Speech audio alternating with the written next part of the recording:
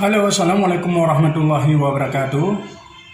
Bertemu kembali dengan saya di channel khusus sejarah Aceh yang terpercaya. Kali ini kita akan membahas sejarah IDI. Dalam Singa Aceh, HM Zainuddin menyebutkan bahwa IDI berdasar dari kata Ma'idid.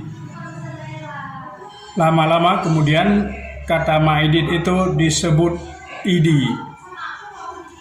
Dalam riwayat Marco Polo, pada abad ke-12 antara negeri Perlak dan Pasai ada terdapat suatu bandar yang bernama Basma. Tidak diketahui di mana Basma itu sekarang. Kemungkinan diperkirakan di daerah Juluk, Kota Binjai. Setelah dibukanya bandar Kota Pinang oleh Raffles pada abad ke-19, kira-kira pada tahun 1805 Masehi, bandar IDI sangat terkenal dan termasyhur karena terletak setentang dengan Teluk Pulau Pinang dan seberang Pasai, sehingga kemajuan perhubungan lalu lintas laut lebih-lebih setelah dibukanya terusan Suez pada tahun 1869. Bandar Pulau Pinang yang telah menjadi pusat pasar dagang antar bandar-bandar kecil di Aceh yang menghasilkan lada-lada diangkat orang ke Pulau Pinang dan Singapura dengan kapal-kapal dari perkongsian Inggris dan Belanda. Dalam perkembangan pelayaran inilah negeri IDI dan sekitarnya yang dulu sangat gelap telah dibangun dengan perkebunan lada yang dengan sangat cepat sekali membawa kemajuan besar. Lantas siapa dan dari mana orang-orang yang membangun IDI itu datang? Dalam Tarikh Aceh karya HM Zainuddin disebutkan berdasarkan sebuah cerita dari Sahibul Hikayat Tengku Shah Bandar Sulaiman. Ia menceritakan sebagai berikut. Pertama, yang datang ke Kuala IDI adalah Panglima Nyaksim. Beliau berasal dari Blangme. Kemudian Tengku Hitam, kemudian Panglima Muda Sekeling, dan keempat Tok Nale asal dari Kampung Blang. Rombongan ini datang dari Pulau Kampai, Pangkalan Susu dengan perahu serta membawa pukat dan bobu untuk mencari ikan. Rombongan ini berpikir lebih baik membangun Senebuk sebab dari usaha mencari ikan saja tidak akan menjadi negeri. Kemudian setelah mereka berempat itu bermufakat, masing-masing pergi menebas hutan. Yang pertama, Panglima Nyaksim menjadi pemimpin dari rombongan ini. Panglima Nyaksim ini pada mulanya memegang jabatan Panglima Besar dari Tengku Muda Nyak Beng oleh Balang Blangme.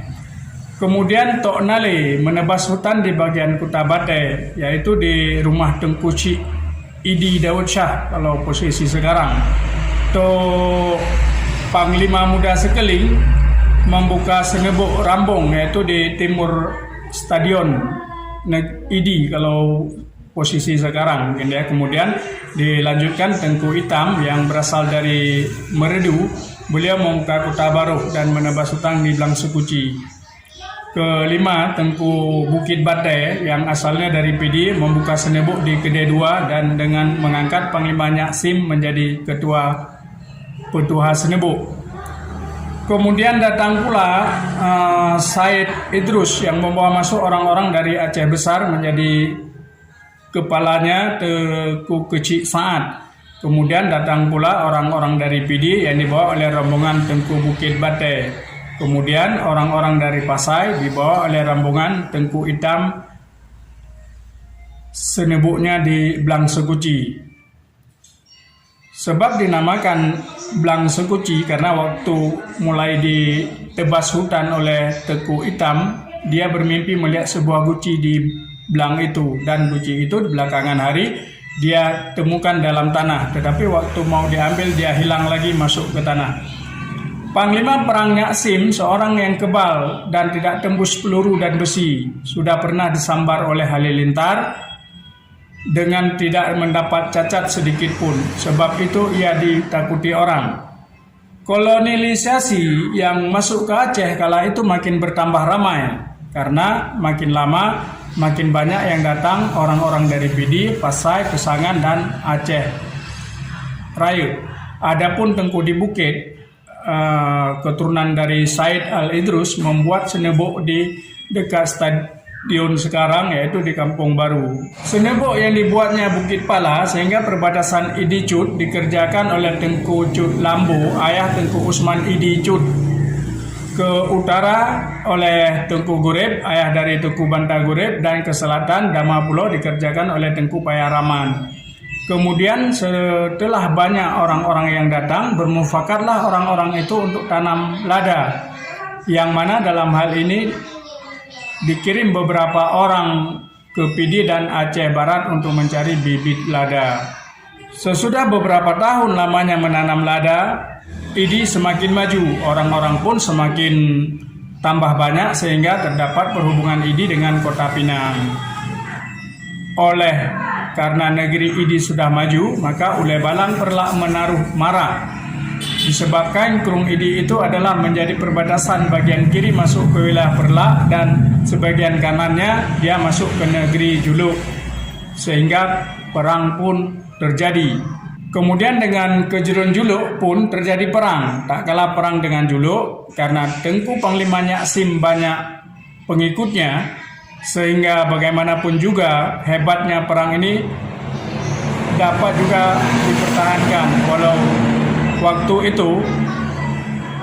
waktu itulah Kedai Idi didirikan. Sementara orang-orang lain seperti Panglima Blangkubu dan Blangme, Tengku Malim Sulau, orang dari Pidi, seorang yang cerdik, sebab itu dia diangkat menjadi penasehat Tengku Panglima Perang Nyaksim. Maka sejak itu Kejerun Juluk, Tengku Rumoh Raya, ayah daripada Tengku Bentara Pekan dan Tengku Syed Perlak, selalu mendesak kepada orang-orang terkemuka di Idi supaya takluk.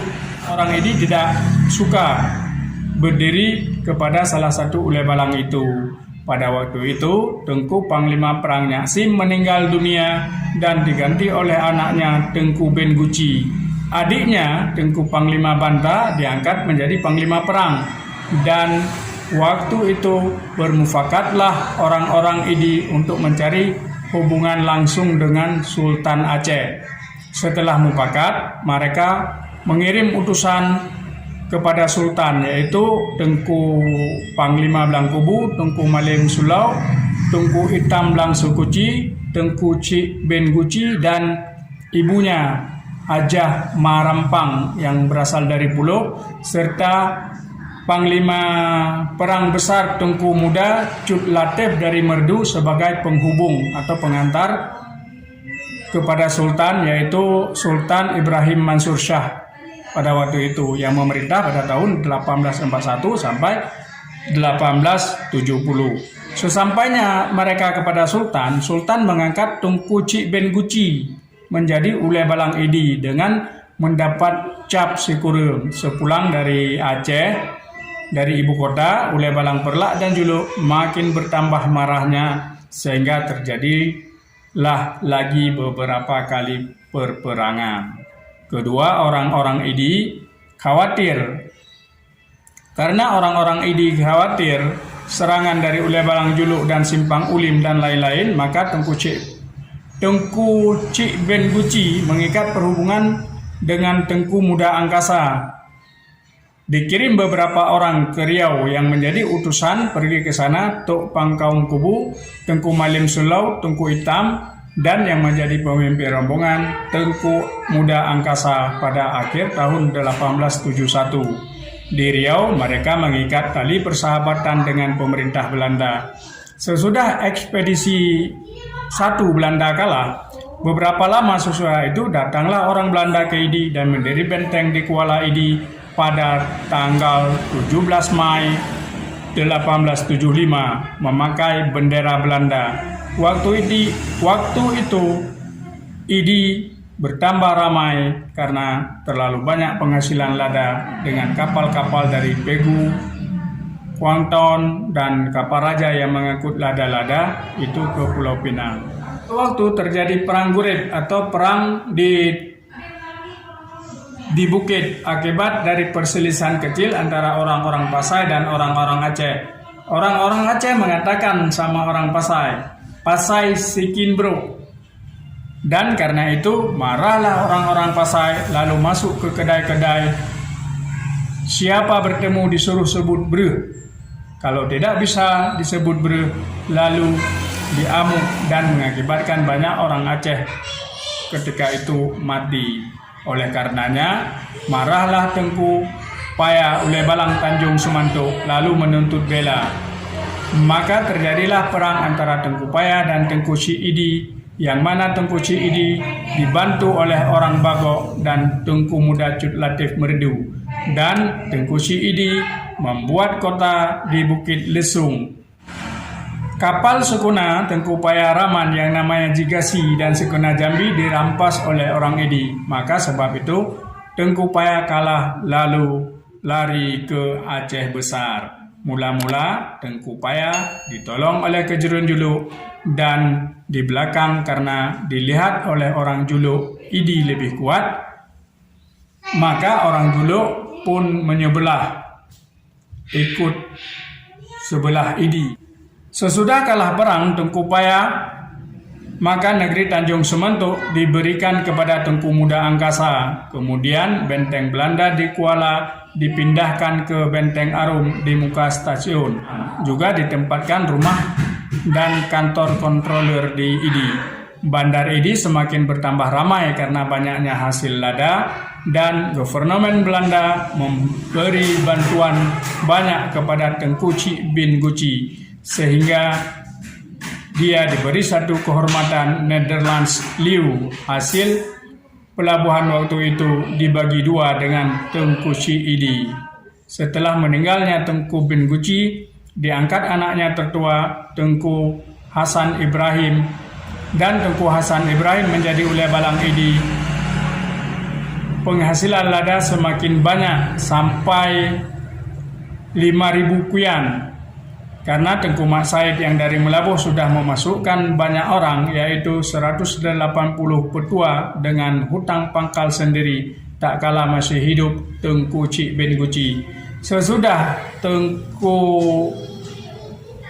Hasan Ibrahim pindah ke Pulau Penang, diangkat adiknya Tengku Cik Muhammad Hanafiah, ayah dari Tengku Muhammad Daud Shah yang pernah menjadi Residen Aceh pengganti Nyang Arif di masa awal-awal revolusi. Demikian yang bisa dijelaskan sedikit mengenai sejarah singkat negeri Idi berdasarkan sumber-sumber yang terdapat dari Tarikh Aceh dan lain sebagainya. Assalamualaikum warahmatullahi wabarakatuh.